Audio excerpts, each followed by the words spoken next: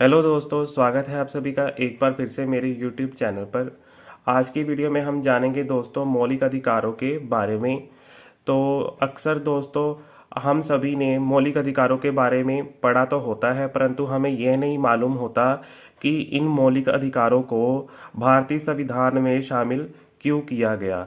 तो आज की वीडियो में हम सिर्फ इसी के बारे में बात करेंगे कि मौलिक अधिकारों को भारतीय संविधान में शामिल क्यों किया गया। तो जान लेते हैं सबसे पहले कुछ बेसिक सी जानकारी। भारत के संविधान के तीसरे अध्याय में धारा 12 से 35 तक में शामिल मौलिक अधिकार भारत के लोगों को सामाजिक, आर्थिक तथा राजनीतिक न्याय प्रदान करने की दिशा में कदम है। यानी कि यहाँ पर कहा गया है दोस्तों कि भारत के संविधान में तीसरे अध्याय में धारा 12 से 35 तक शामिल मौलिक अधिकार भारत के लोगों को सामाजिक, आर्थिक तथा राजनीतिक न्याय प्रदान करने के लिए पहल कदम है। इसके बारे में हम पहले कारण के बारे में जानें तो मौलिक अधिकारों को भारतीय संविधान में शामिल करने का जो पहला कारण माना गया है वह है राष्ट्रवादियों की पुरानी मांग के बारे में। तो राष्ट्रवादियों की जो पुरानी मांग थी उसके बारे में हम यहाँ पर पढ़ेंगे। अधिकारों का संविधान में शामिल किया जाना राष्ट्रवादियों की पुरानी मांग थी, जिसको वह समय समय पर दोहराते रहते थे। अब जबकि उन्हें स्वयं संविधान निर्माण का अवसर मिला तो अधिकारों का संविधान में शामिल किया जाना आवश्यक था। आगे जो दूसरा कारण माना गया है वह है सार्वजनिक कल्याण के लिए। भारत को कल्याणकारी राज्य बनाने के लिए उचित व्यवस्थाएं किए जाने की आवश्यकता थी। अधिकार व्यक्ति के कल्याण के लिए उचित वातावरण पैदा करते हैं। आगे जो तीसरा कारण माना गया है वह है अल्पसंख्यकों को सुरक्षा प्रदान करने के लिए। अलग पाकिस्तान के निर्माण के बाद भारत में रह गए अल्पसंख्यकों को बहुसंख्यकों के अत्याचार का डर था।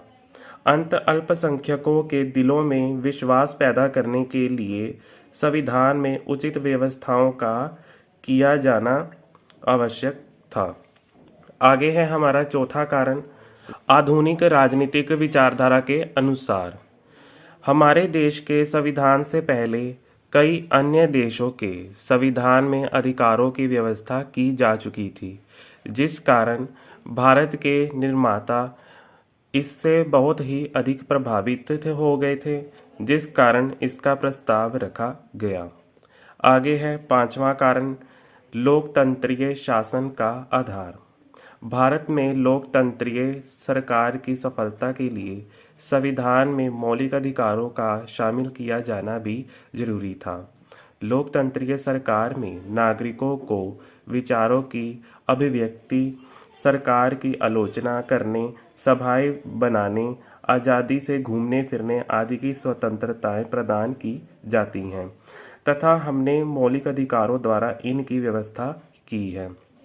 आगे है हमारा छठा पॉइंट, सरकार को उत्तरदायी बनाने के लिए मौलिक अधिकारों को भारतीय संविधान में शामिल किया गया। क्यों किया गया उसके बारे में हम यहाँ पर जान लेते हैं। हम सरकार की सीमित सत्ता के सिद्धांत में विश्वास रखते हैं, इसलिए सरकार की शक्ति को सीमित करने के लिए भी संविधान में मौलिक अधिकारों का शामिल किया जाना आवश्यक था। आगे है हमारा सातवां कारण जो माना गया है मौलिक अधिकारों को संविधान में शामिल करने के लिए, वह माना गया है लिखित अधिकार निश्चितता लाते हैं। मौखिक रूप से लोगों के साथ कितने भी वादे क्यों ना किए जाएं, लोगों को विश्वास नहीं आता। वादों को लिखित रूप देने से वे विश्वसनीय बन जाते हैं। इस कारण भी संविधान में लिखित रूप में अधिकारों का शामिल किया जाना आवश्यक समझा गया था। तो ये तो थे दोस्तों भारतीय संविधान में मौलिक अधिकारों को शामिल करने के कुछ महत्वपूर्ण कारण। तो उम्मीद करता हूँ कि दोस्तों आप सभी को मेरी आज की ये बनाई हुई वीडियो पसंद आई होगी। अगर वीडियो पसंद आई तो दोस्तों लाइक कीजिए, कमेंट कीजिए और सब्सक्राइब कीजिए। अभी के लिए मुझे दीजिए इजाज़त। धन्यवाद।